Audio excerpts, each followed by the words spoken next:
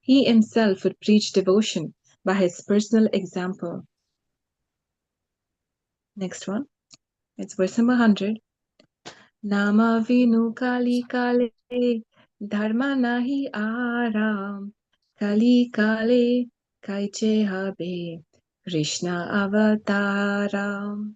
Translation. In this age of Kali, there is no religion other than the chanting of the holy name of the Lord.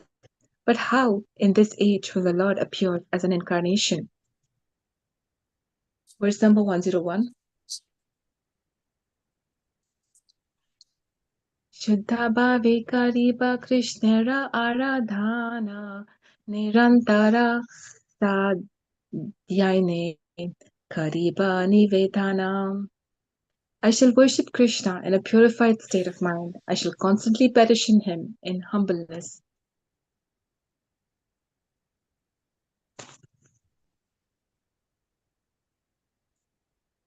Aniya Krishnera Karon Kirtana Sanchara Tabe se Advaita Nama Safala Amara. Translation again. My name Advaita will be fitting if I am able to induce Krishna to inaugurate the movement of the chanting of the holy name. Purport by His Divine Grace, A.C. Bhaktivedanta Swami Srila Prabhupada ki Jai. The non-dualistic Mayavadi philosopher who falsely believes that he is non-different from the Lord is unable to call him like Advaita Prabhu. Advaita Prabhu is non-different from the Lord, yet in his relationship with the Lord, he does not merge with him, but eternally renders service unto him as a plenary person. This is inconceivable for Mayavadis because they think in terms of mundane sense perception and therefore think that non-dualism necessitates losing one's separate identity. It is clear from this verse, however, that Advaita Prabhu, although retaining his separate identity, is non-different from the Lord. Sri Chaitanya Mahaprabhu preached the philosophy of inconceivable simultaneous oneness with the Lord and difference from him. Conceivable dualism and monism are conceptions of the imperfect senses which are unable to reach the transcendence because the transcendence is beyond the conception of limited potency. The actions of Sri Advaita Prabhu, however, give tangible proof of inconceivable non-dualism. One who therefore surrenders unto Sri Advaita Prabhu can easily follow the philosophy of inconceivable, simultaneous dualism and monism.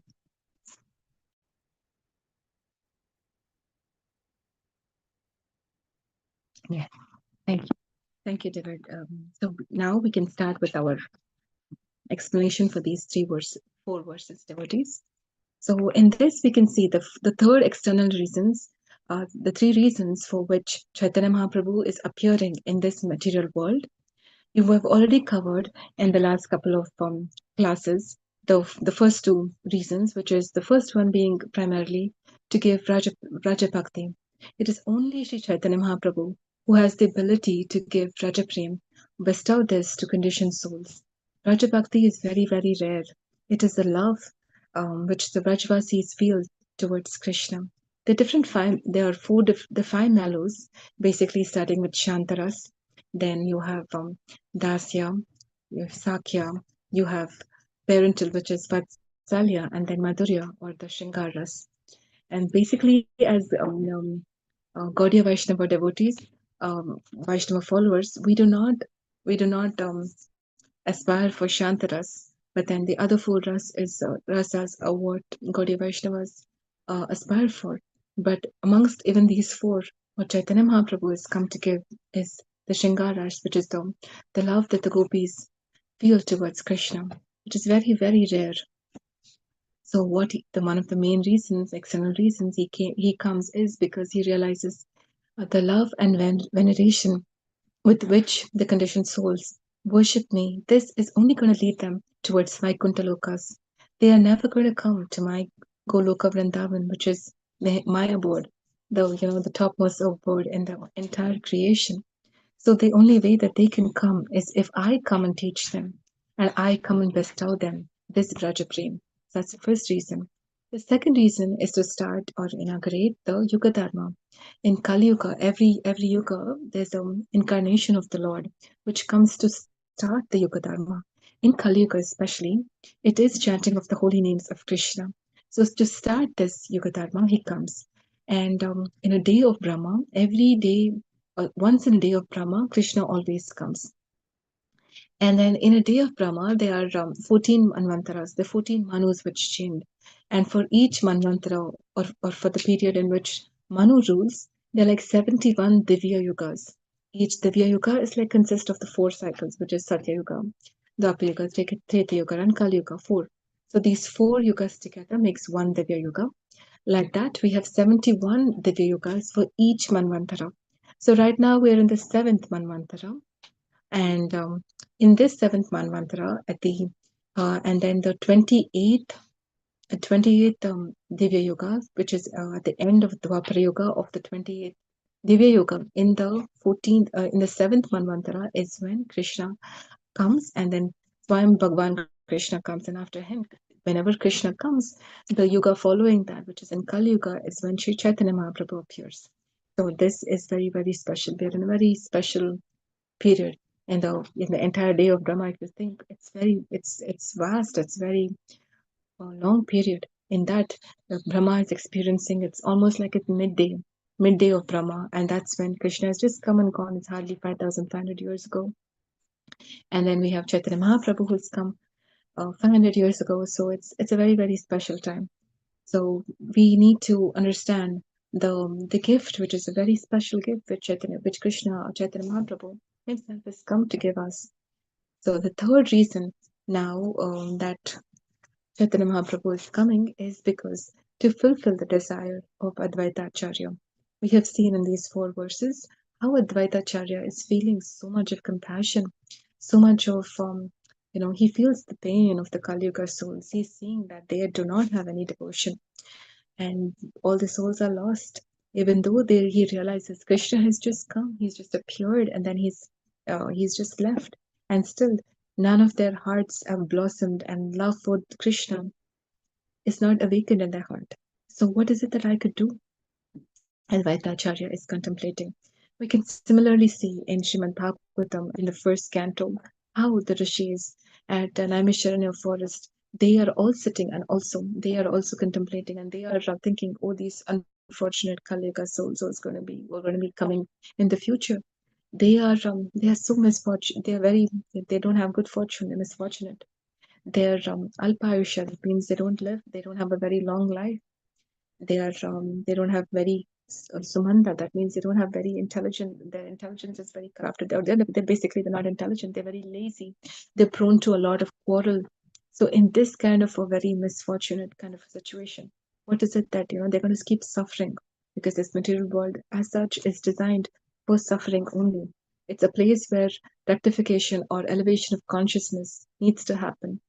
The conditioned soul is basically covered in ignorance, and because of the ignorance which is covering him, he forgets what to desire and what not to. So because of this ignorance, he desires things which is separate from Krishna.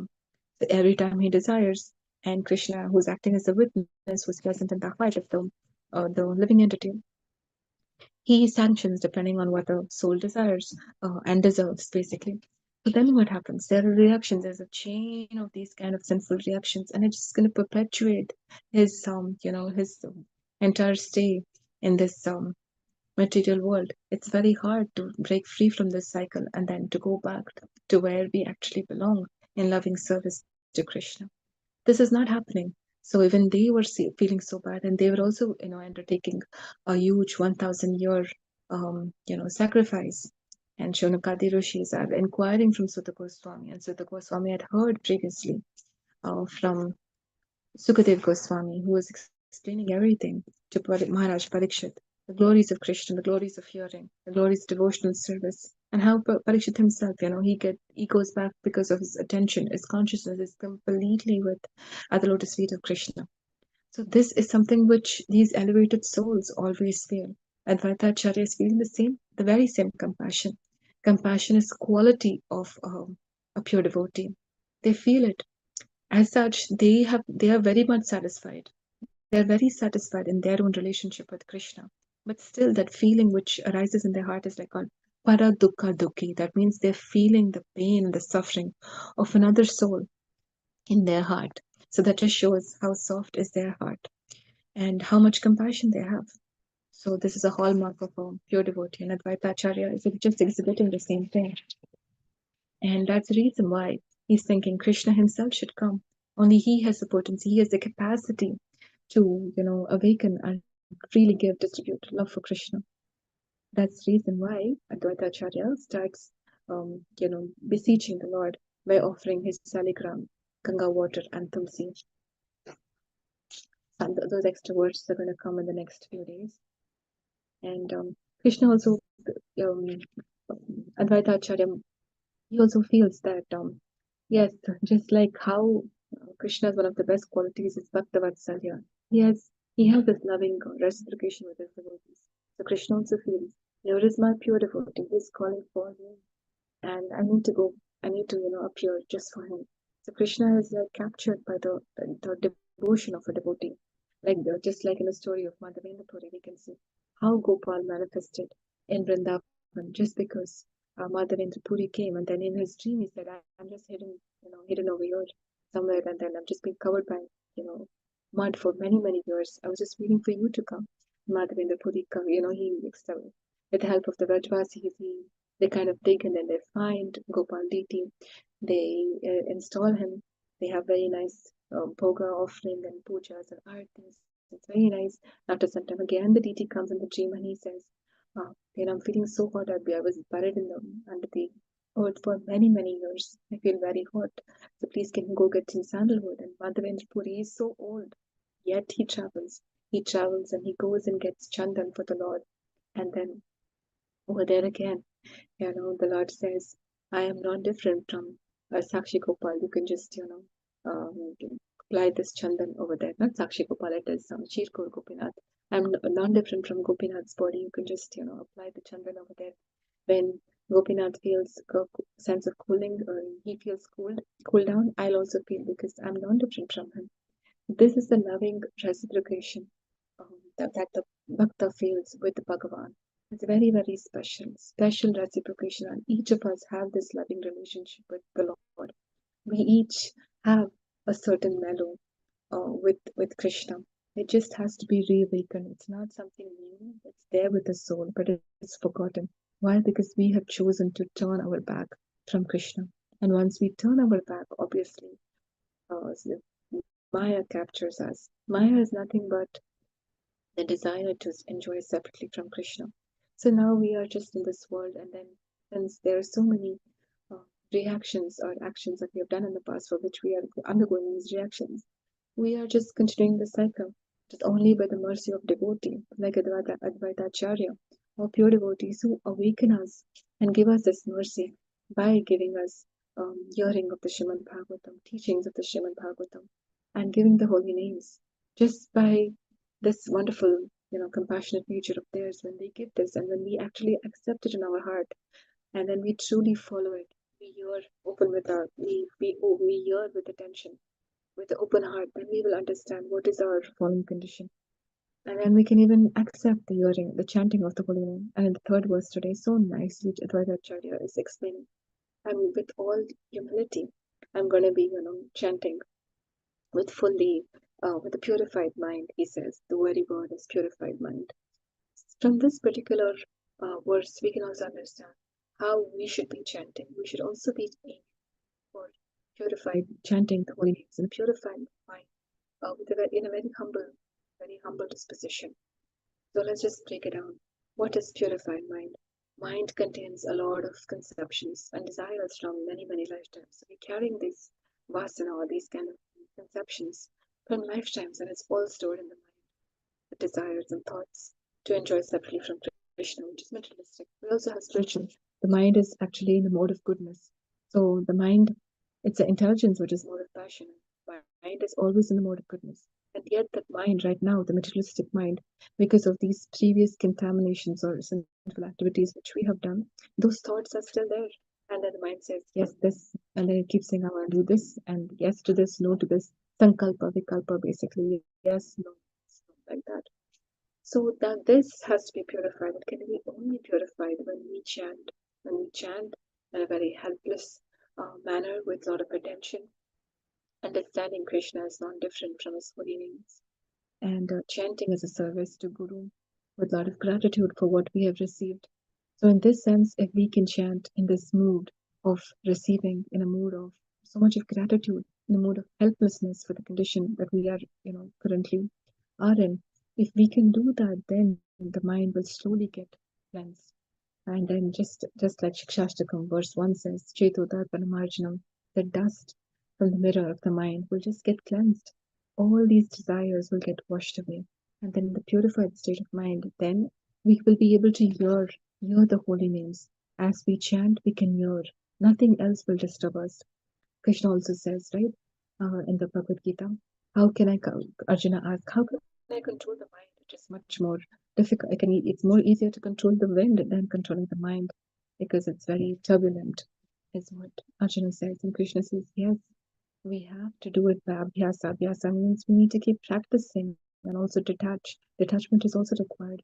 So every time some thought comes, we need to just get that detached and then bring it back by bring the mind back to the holy name, one mantra at a time, one syllable at a time. So we need to get back and pull the mind. So the more we keep training like that, we have to put in our effort. It's only ultimately it's the mercy of the Lord, but then we need to try. And Advaita Acharya very nicely saying this exactly how he did in a purified mind and with a lot of humility. The second part of it is humility. So now let's just discuss about what is humility. Humility means we understand our position with respect to Krishna.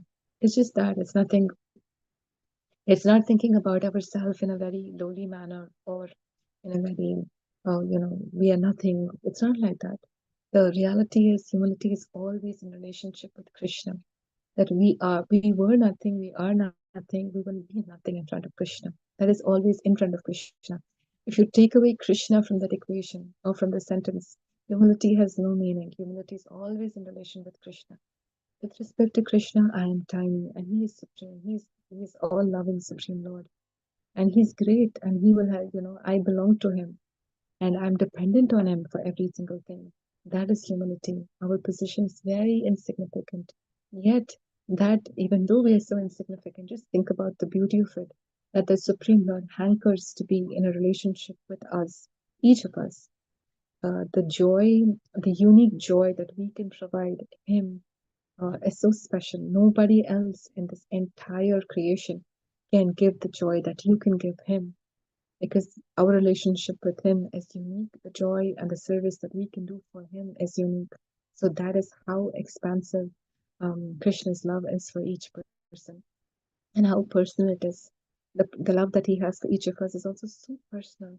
It's very personal. So we cannot even imagine how it is when you think about it. That nobody can replace you. So that's how special you are. And you are special in that sense. And yet at the same time, we need to also understand we are very insignificant.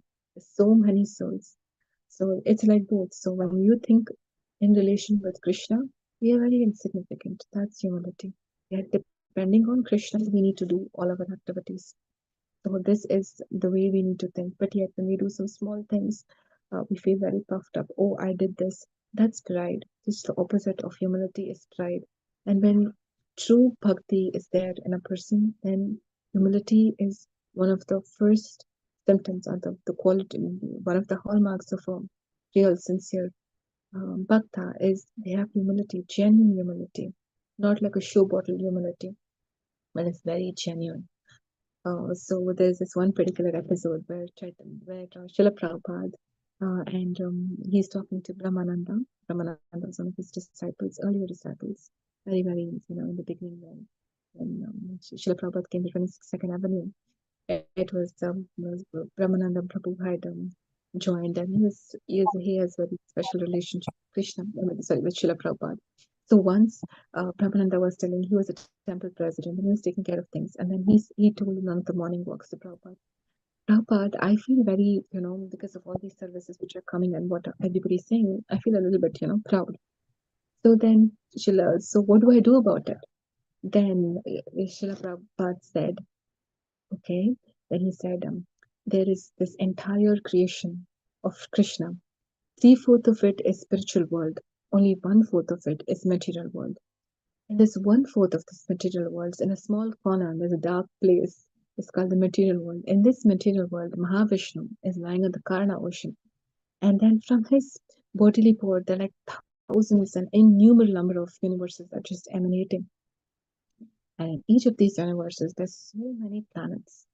And one of those planets is planet Earth. And on this planet Earth, there are seven continents.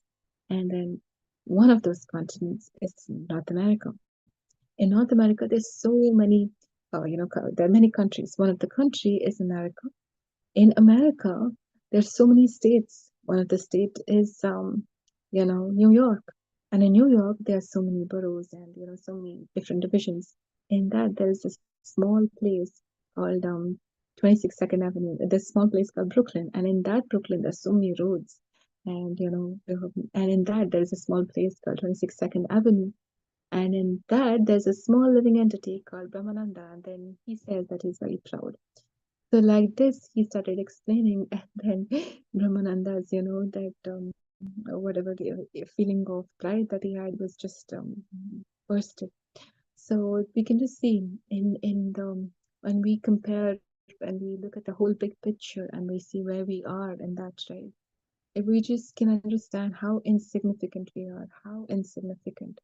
So when you think about it, that again, with respect to Krishna, always remember humility is always with respect to Krishna. If you lose, take away Krishna, it'll just be about you again. You will just be thinking, I am this and I'm very fallen. Somebody said to Srila Prabhupada, and Prabhupada said, you are not very anything. You are just, when we use the word very fallen, means we are again thinking it's all about me, thinking that I'm so fallen. I'm very, very, very fallen. So again, that's just all about me. It's not anything with respect to Krishna, right? So we are insignificant, and that is spiritual. And humility means it is a spiritual reality. It's nothing like it's not something which it's not an imposition on the mind. It's not an imposition on our real constitutional position. It's just the reality. This is the way it is. So when we understand that, that means that is true humility. So now we can see how Advaitacharya very nicely he's saying, with a lot of humility, I'm going to keep petitioning. I'm going to keep petitioning so that Mahaprabhu will appear. So likewise, we need to again take the same lesson when we are chanting our rounds early morning every single day. That yes, let's also, understand our insignificant position and call out to the Lord, call out each day. Krishna is there dancing on our tongue when we are calling. And yet, just like Kalia serpents hoods, right? The many hoods of Kalia on which Krishna dances. And then the hoods are so slippery, and our tongue is also very slippery. And yet, Krishna, when he dances, he subdues Kalia. He just dances on each of the hoods. Each time the hood gets up, Krishna, puts his lotus feet on it, and then he kind of subdues that particular hood. Likewise, when we are chanting, Krishna is subduing this tongue. We can control by controlling our tongue or our speech, right? By eating as prasad or what we are speaking. By these activities, right, we can control. So all the senses can be controlled when we control the tongue properly. So that is the power and the potency of this sense organ, which is the tongue. So when we are chanting, we can, humbly call out, really with feeling. So Krishna says that, see, it's not awe and reverence. In the beginning, yes, it is awe and reverence. But then slowly, when we are continuing to practice and being followers of Chaitanya Mahaprabhu, when we are chanting, there are feelings or the reciprocation, the way Krishna reciprocates, and our heart will become much more softened. And then with that reciprocation, we can bring those feelings of reciprocation that Krishna has kindly shown us into the forefront, into our mind. With that feeling, if we keep chanting, right, then you can start feeling how nice is Krishna, how nice is the chanting of the holy name. And and then keep waiting for Krishna's mercy, because ultimately to understand Krishna, it is only by his mercy. Without his mercy, even a klesha of mercy is what is required to understand. Otherwise, no amount of erudite scholarship or tapasya or austerity or charity or anything of that will attract Krishna's mind. It is only when he favors, whoever he favors is the one who's going to get his mercy. So Lord Brahma's prayers also very nicely. Brahma is also saying, only when the person or the conditioned souls get a trace of your mercy can they understand you. And ultimately, when you out of your own sweet will give mercy to the soul, will that person or that soul be able to come back to you. So we are completely dependent. Yet we need to remember, we need to keep endeavoring. Without our endeavors, we're not going to receive that mercy. Advaita Acharya also, he is Sadashiv and he is Mahavishnu. Still we could see how he's calling out to Krishna in such a helpless, in such a helpless mode, in so much of compassion, so much of humility, in a purified mind. With that, he was calling out to Krishna. So with that, we can also follow Advaita Acharya's, footsteps. And then it also explains in this particular purport about the Mayavadi philosophers. Mayavadi people are like, their philosophy is they feel that Krishna, who is the supreme Brahman, and we are also Brahman. Brahman means spirit. So he is the supreme Brahman, and we are also Brahman. And Krishna is covered by this material body, and likewise, even we are covered. So when this material body goes, then we also become Brahman, and he is also Brahman. Krishna originally is Brahman, he's just covered by this material body. So they feel that ultimately they're also Krishna, that we are also, and then they think about like, what do you say, becoming one with Krishna. So that is their conception, which Advaita Acharya, he over here we are seeing, even though he's Mahavishnu, he's calling Krishna himself because he is Swayam Bhagavan Krishna. And all incarnations, all Narayans, all Vishnus, all of them come from Krishna. So Advaita Acharya is explaining again over here about this particular principle of Achintya Bheda Bheda. Srila Prabhupada in the purport, sorry, he's explaining about we need to understand if we want to ever think of understanding Krishna, we need to know about these two things. One is Achintya Bheda Abheda philosophy. That means Achintya means inconceivableness. You cannot understand Krishna. Unless you understand that he has inconceivable potencies. And in Brahma's prayers, very nicely in 10th canto, Krishna, Brahma says, I cannot understand you. I am the first living being, that who was born on the lotus flower. You are my mother and you are my father both. Yet it's not at all possible for me to understand you. You have such inconceivableness, my dear Krishna. That's what Brahma says. And we can see many references from the Srimad Bhagavatam of how inconceivable Krishna is. Queen Kunti, in her prayers, she says, I cannot understand Krishna. You were getting so scared of a little stick that Mother Yashoda had, and she was running behind you, and you were feeling so scared. But actually, fear personified is scared of you, and you are like running and getting so scared, and you're getting tears and the kajal in your eyes, like coming out when you're crying because Mother Yashoda is running behind you with a little stick. This is inconceivable for me to understand. Mother Queen Kunti is explaining. And we can see in 10th canto how all the demons that were killed by Krishna. He was such a small baby. He was so small when Trinavarta was killed. When big Putana was like 12 miles long. Her body was so long. And Agasura's body was 8 miles long. And this was baby Krishna, small baby. And he kills such a big demon. And how? Just as, without any weapons. That is how invincible Krishna is. And when Mother Yashoda will open and see into the mouth of Krishna to see that he was eating dirt, she sees all the universes in Krishna's mouth, all of them. And she sees herself also looking into Krishna's mouth, which is totally inconceivable. This is what Brahma says again. And the lifting of the Govardhan Hill when he was just 7 years old, the entire Govardhan Hill was lifted with just a little pinky finger, that on the left hand. So this is, you can just understand, he's just a 7-year-old boy lifting the big, huge Govardhan Hill, giving shelter to all these Rajavasis. Absolutely inconceivable. And one of the most bewildering pastimes is Lord Brahma's the Brahma Vimohan Lila. When Brahma steals all the cows and calves, what happens? Krishna expands himself as the cows and calves. And that is also so bewildering when Brahma comes and sees all the Vishnu Murtis. He's like, this is my worshipful Lord Vishnu. And then suddenly all the Vishnu Murtis, not just Vishnu Murtis are there, even all the energies and all the Vedas, everybody is manifested. So all of that just gets disappeared in a second. And then there's only Krishna. That time, Brahma understands, all everything, the entire emanation is coming from you. You are the original source, and I made a mistake, I made an offense. I was just testing my power against your power, Krishna. So this is completely inconceivable to understand that how all everything, even the cows, calves, and when those boys were expanded, they had the similar, they looked the same, they had the same, the different psychophysical nature. They remembered Krishna, the little, the way the little child, those the Gopas used to speak and talk. All their mannerisms was also the same. So the parents could not even make out that this is Krishna. Same with the cows, same with the calves. So even the cows could not make out that this is Krishna, but he was just fulfilling desires. He was fulfilling the desires of his Vrajvasis. At the same time, he was also showing showing Brahma that he is the supreme Lord, and making Brahma also understand because Brahma is his devotee. Of course, it was Yogamaya which covered Brahma, but we can see how inconceivable Krishna is. And the last thing that I wanted to explain today was about Markandeya Rishi. He also sees little baby Krishna, and baby Krishna is like licking his um, licking his feet, and then suddenly the entire universe, everything just gets sucked inside his mouth, and suddenly everything also comes back. And Markandeya Rishi is like so bewildered.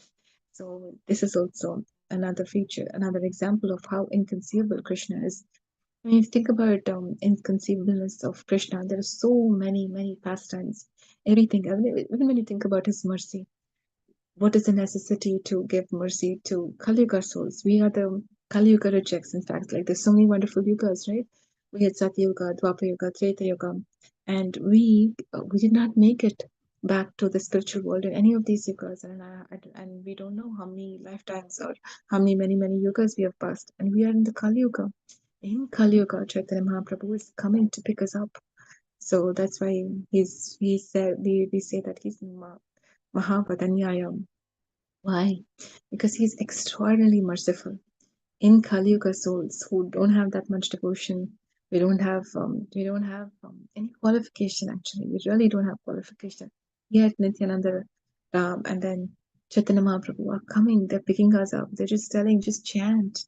Nita is saying, just have faith. Only have a little bit of trust and chant.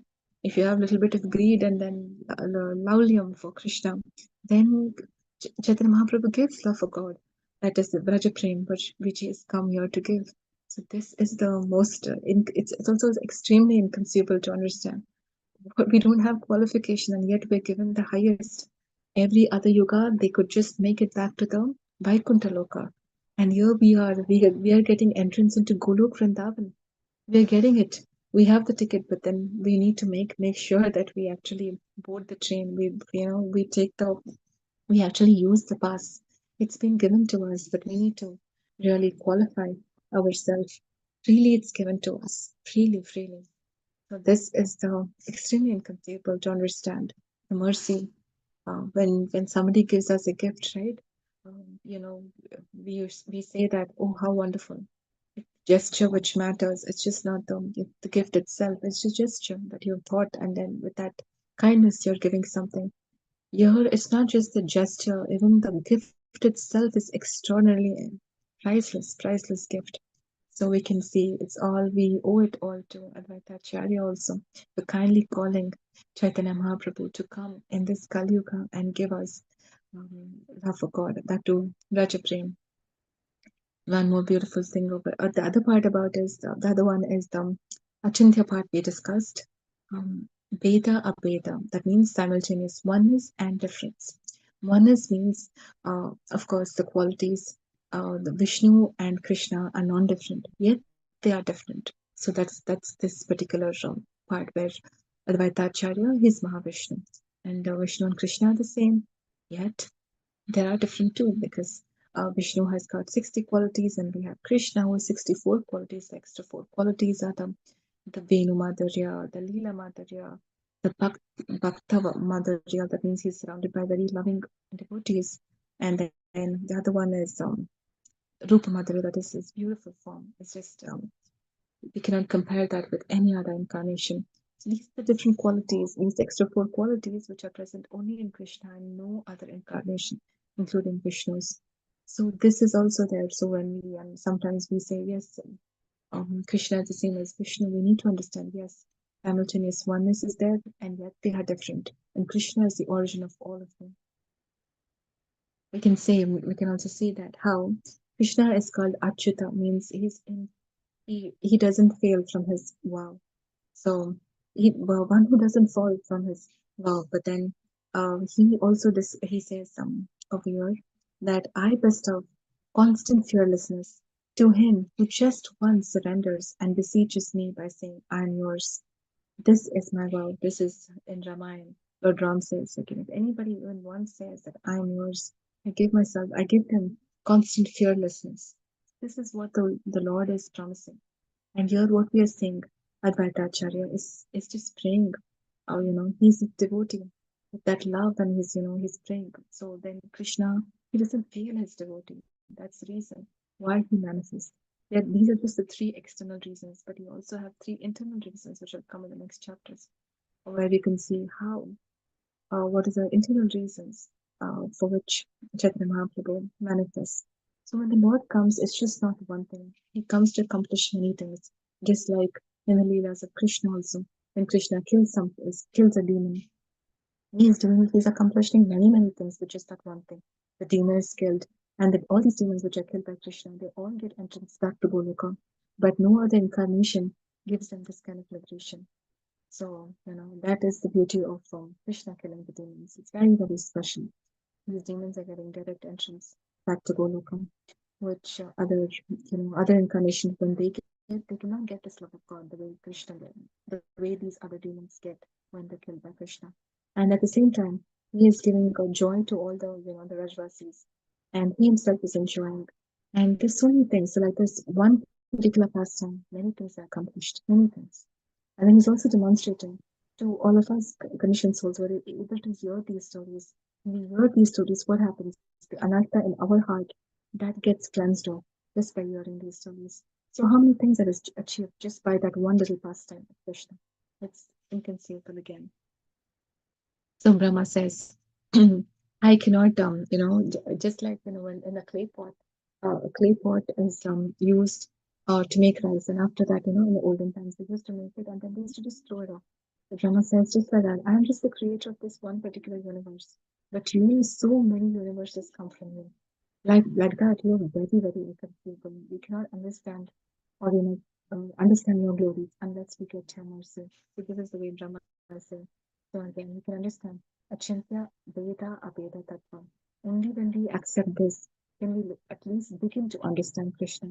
Again, with our logic and reason, we can try to understand to an extent, but then to understand fully, you need Krishna's mercy. And they will Ananta Shesh say, your glories, who can keep, who can explain with all my thousand mouths? I'm not able to, come to the end of, glorifying you or your pastimes. It's just endless. Because every minute Krishna is creating more and more pastimes. And like that, it's extremely endless. We cannot understand him fully at any time, but then to the extent that we can understand is because of his mercy alone. So this is how beautifully Advaita Acharya is explaining how Srila Prabhupada is explaining in this word about how Advaita Acharya is saying that I'm going to be inducing Krishna to come and start this movement of chanting of the holy name. With this, I'd like to end. If there's any questions or comments, we can take at this time. Hare Krishna.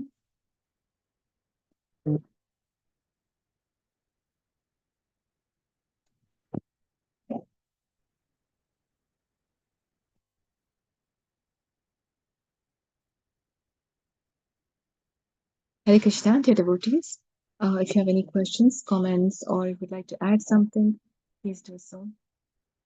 Thank you so much for your kind attention and audience today, and giving me a chance to purify myself by reading this beautiful Chaitanya Charitamrita by Krishnadas Kaviraj Goswami.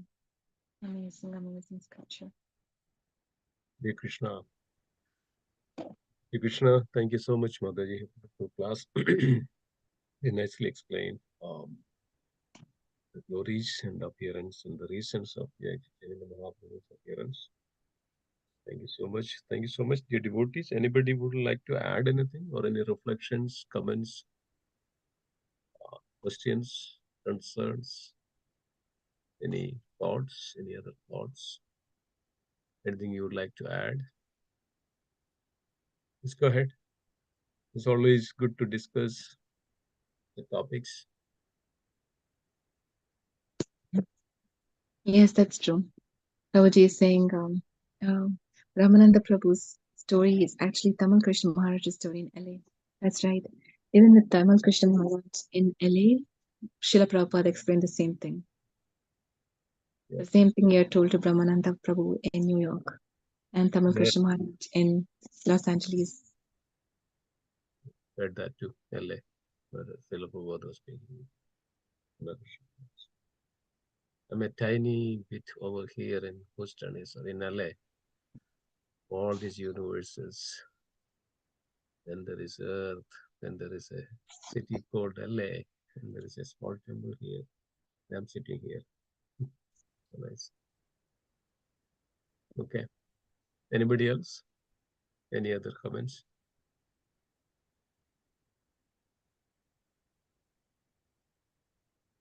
Any other questions, comments, reflections?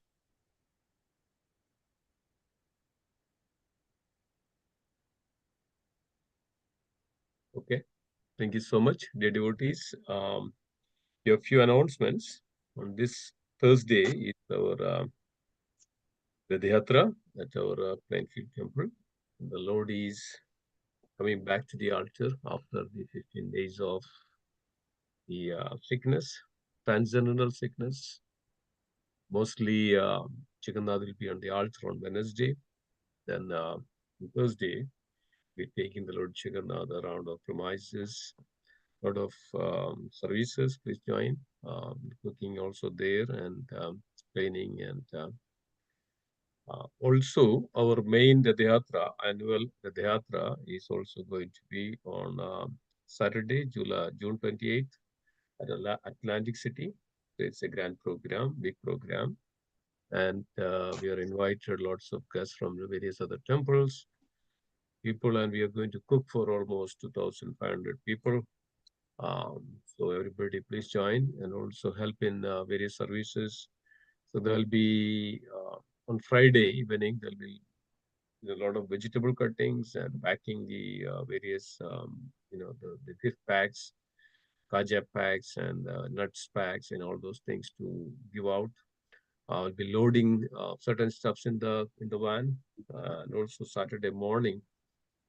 The cooking starts early morning, immediately after Mangalarati.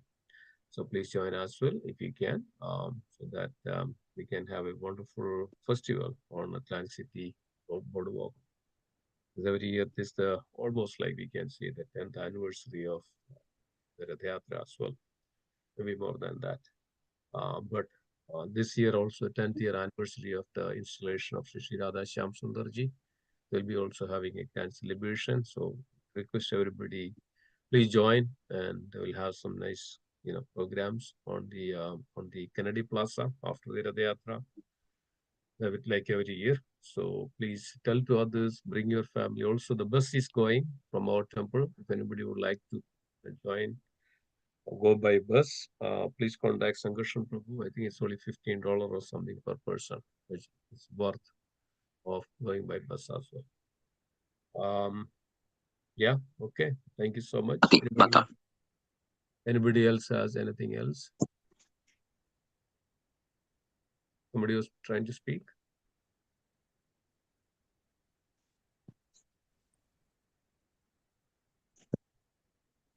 Okay. Okay, so thank you so much. Thank you so much, Taruni Radhika Mataji. Wonderful class. Thank you so much, Prabhuji. Let's chant together. Hare Krishna, Krishna Krishna, Hare Hare. Hare Rama, Hare Hare Rama, Rama Hare Hare. Pancha Kalpatarupasya Kripa Nidana Nidana Pavane Sarvebhyo Namo Namaha. Vaishnavruti Jai. Viraj Chaitanya Charitamrita ki Jai. Jai. Srila Prabhupada ki Jai. Jai. Guru Premanand. Hari Hari. Hari Hari Bol. Thank you. Hare Krishna. Thank you. Hari Bol. Hare Krishna. Nice class, Mataji. Thank you for the Nice class. class, Mataji. Thank you so much. Hare Krishna. Hare Krishna. Thank you,